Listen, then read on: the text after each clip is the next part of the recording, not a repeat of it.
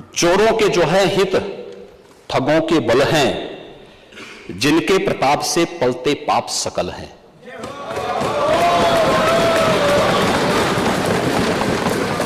जो छल प्रपंच सबको प्रश्रय देते हैं या चाटुकार जन की सेवा लेते हैं, यह पाप उन्हीं का है।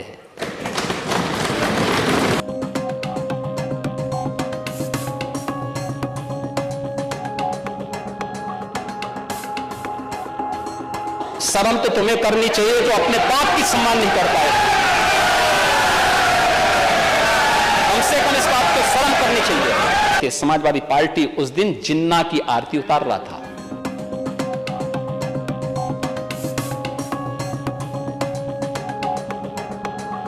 अगर वह एक छक्का मारते ना तो कहते रहे छक्का मार दिया, तो ये ऐसे ही छक्के हैं। क्रिकेट के सिक्सर को, क्रिकेट के छक्के को ये छक्का समझ गए और फिर बोले कि मैं तो वो हूं जो अकेला आया हूं, अकेले ही चला जाता हूं।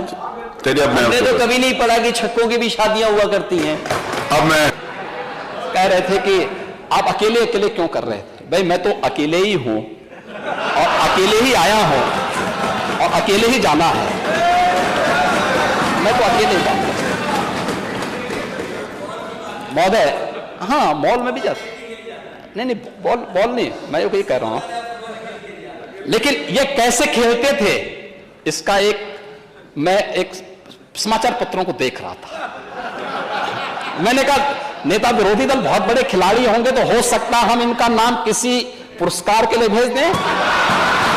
भाई यूपी के किसी खिलाड़ी को मिले तो हमारे लिए तो ये बहुत अच्छी बात होनी चाहिए। हमने अभी तमाम खिलाड़ियों को नौकरी के दिए। अभी याद करिए, हमने एक अभी नायब तहसीलदार बनाया, यादव लड़का, अच्छा खिलाड़ी है यूपी का। हमने भेदभाव नहीं किया, वो योग्य था।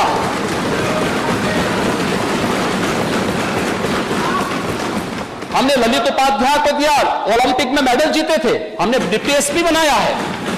सैकड़ों नौजवानों को जो खेल में हमने उनके लिए नौकरी के द्वार खोले हैं।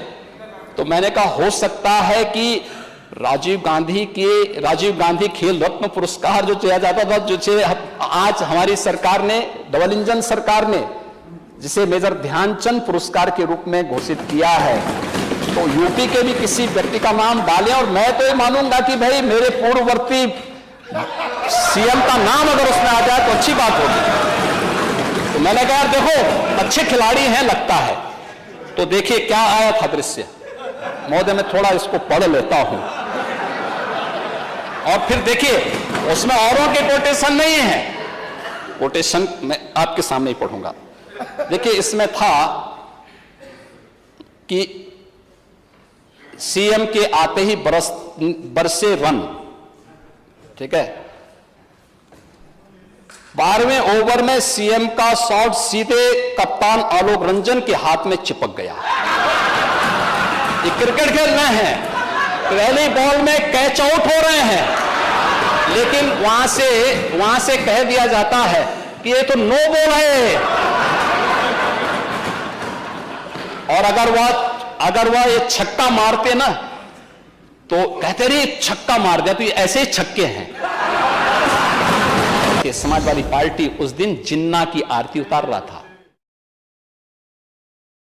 जब हम राष्ट्र गौरव की बात करते हैं, याद करिए जब हम राष्ट्रीय एकता दिवस, सरदार वल्लभ भाई पटेल जी की पावन जयंती को आदरणीय प्रधानमंत्री जी के आह्वान पर हम लोगों ने राष्ट्रीय गौरव दिवस के रूप में मनाया, राष्ट्रीय एकता दिवस के रूप में मनाया। हम सब उस अभियान के साथ जुड़े थे। तब समाजवादी पार्टी जिन्ना का महिमा मंडन कर रही थी। यानी इनको पता ही नहीं, एक तरफ 31 अक्टूबर की तिथि राष्ट्रीय एकता दिवस के रूप में पूरे देश के अंदर मनाया जा रहा है। केवड़िया जहां पर सरदार वल्लभ भाई पटेल जी की, लौह पुरुष सरदार वल्लभ भाई पटेल जी की सबसे बड़ी प्रतिमा स्थापित हुई है और हर एक जनपद में कार्यक्रम हो रहे थे, अलग अलग स्तर पर कार्यक्रम हो रहे थे। एक तरफ सरदार वल्लभ भाई पटेल भारत की एकता के शिल्पी, जब हम उन्हें सम्मान देने का काम कर रहे थे, समाजवादी पार्टी उस दिन जिन्ना की आरती उतार रहा था। ये तो इनकी स्थिति है। इनको राष्ट्र को जोड़ने वाला और राष्ट्र को तोड़ने वाला किसमें भी अंतर महसूस नहीं। इसलिए मैंने कहा कि शक्ति देना आसान है लेकिन बुद्धि देना कठिन है। आप जैसा अनुभवी व्यक्ति सचमुच हर बार छले जाते हैं, बार बार अपमानित होते हैं। महोदय, तब देखें शिवपाल जी ने तब फिर टिप्पणी की थी। शिवपाल जी उस समय कैबिनेट मंत्री थे। देखिए, कुछ चीजें तो बहुत होती हैं।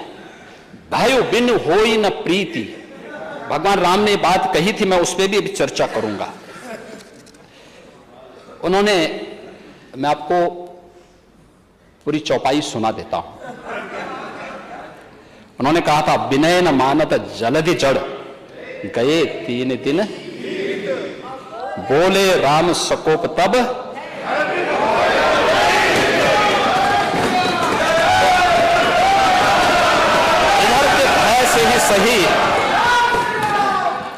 इधर के ही भय से सही, लेकिन कम से कम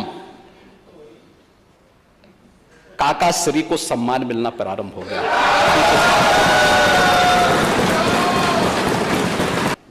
कि कम से कम इधर के बहाने आपने काका श्री को ही सम्मान देना शुरू कर दिया।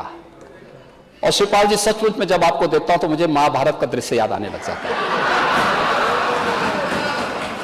आप जैसा अनुभवी व्यक्ति सचमुच हर बार छले जाते हैं,